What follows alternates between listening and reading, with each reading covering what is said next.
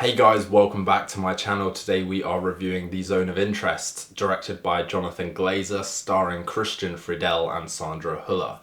Now, the film centers around the domestic life of a German family as the father figure runs and is the commandant of the Auschwitz concentration camp. And the film is this kind of claustrophobic chamber piece about the family trying to build a life set against the backdrop of this kind of inhuman horror taking place behind them. It's a film that has garnered a lot of acclaim. It's a Best Picture nominee at this year's Oscars and is a really unique take on a kind of well-told period of history. I think more than anything else, what this film succeeds at doing is cultivating an atmosphere. It's not as predominantly concerned with character arcs, character journeys, world building. In fact, it's very much the opposite. The goal of this film is to establish a kind of disconnect, a cold and calculated feeling that seeps into the inhumanity that is taking place and the indifference of the people involved in it. I think the central concept of this film is genius. The idea of marginalizing the Jewish community in the concentration camps by simply not showing it, showing that these characters are really oblivious to it. It's very much white noise, background noise to them. I think it was a really interesting creative approach and such a rich idea that this film is founded on. Because it means it allows them to do a lot with so little. And I've got to say, it's been a long time since I've seen a cinema screen that quiet. I think there was probably upwards of 100 people in the screening I went to see for it. And so much of this film's effectiveness comes from very understated sound design. And the film auditorium was so quiet that you could hear all those background noises creeping through. They're not intrusive, they're not invasive, they're just loud enough for you to recognize them and concentrate on them, but not loud enough to leave a sense of ambiguity there, to leave you hypothesizing what's going on behind those walls.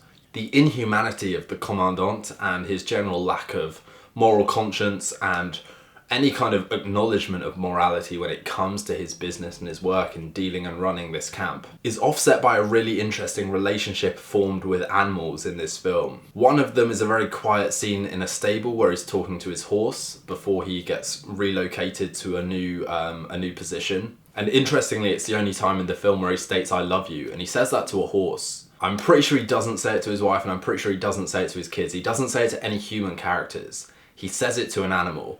And there's a moment later on in the film where he passes a German woman walking her dog and he makes a real fuss over the dog. He acts all warm-hearted and warm towards the animal. So a really interesting juxtaposition gets formed between this man, this monster, who is incapable of morally responding to the genocide he's committing, and yet is completely overwhelmed with these kind of joyous and emotional outbursts when it comes to non-human things. So the film creates a really interesting contrast. And I think the other thing that is really well done in The Zone of Interest is how they present the concentration camp through dialogue. In these Nazi meetings where they kind of make plans for the camps and discuss who's running what, the Jewish people are presented as numbers. They're stock and trade. It's very cold, it's very surgical. The language and the dialogue is almost done to make you feel like you're in some sort of HR meeting. It's all numbers, quotas, deadlines. At no point is there any kind of line of dialogue that could be misinterpreted as humanity or an awareness, a self-awareness of the horrors of war being committed here. It's very administrative, the language is all very corporate.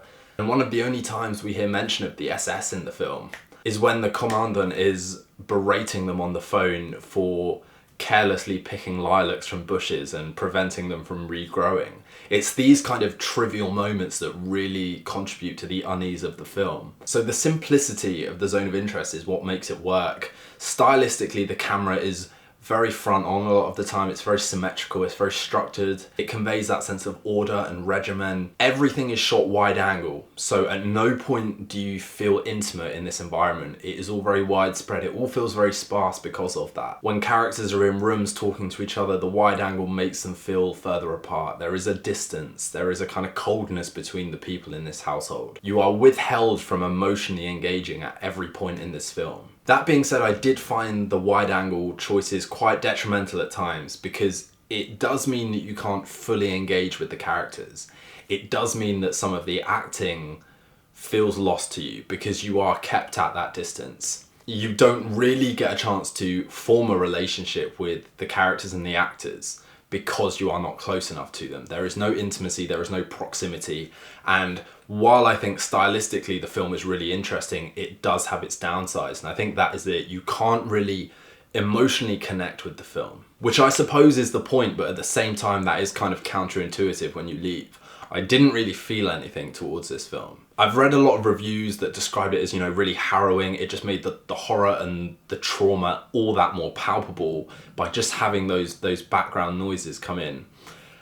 And I really disagree. I think it is really effective. However, I wouldn't say it's necessarily more effective. I think had the film made more of an effort to almost establish these characters as normal human beings, it would have made the contrast of their complicit inhumanity much more interesting, I think. But that's just me. And I also do feel like the film is a bit of a one-trick pony in that regard. I think once you grasp the initial concept of this film, the idea of bordering horror but being indifferent to it because you're not showing it, once the concept of that film sinks in, there's not much more that really keeps you engaged with the film. And then the film also transports us out of this domestic environment. And I think that was a real mistake, because I think that the chamber piece claustrophobia and entrapment of this family in this domestic setting would have hit us a lot more harder if we hadn't followed Commandant Hoss's journey into these meetings to discuss his relocation and stuff. None of that stuff really, I think, added much to the film, rather than just took away from the real effectiveness of domestic bliss versus war crime taking place geographically side by side and coexisting. I think once the film left that domestic setting, it kind of lost its USP at that point. I don't think it's quite harrowing enough to have rewatchability. I think it's got rewatchability for its stylistic choices, for its sound designs. The shots of the steam from the train going by over the top of the tile kind of roof, beautiful. And those tiny glimpses you do get of the walls and the buildings of the camp rather than the people in them. Stunning stuff. I think I really loved the ending as well.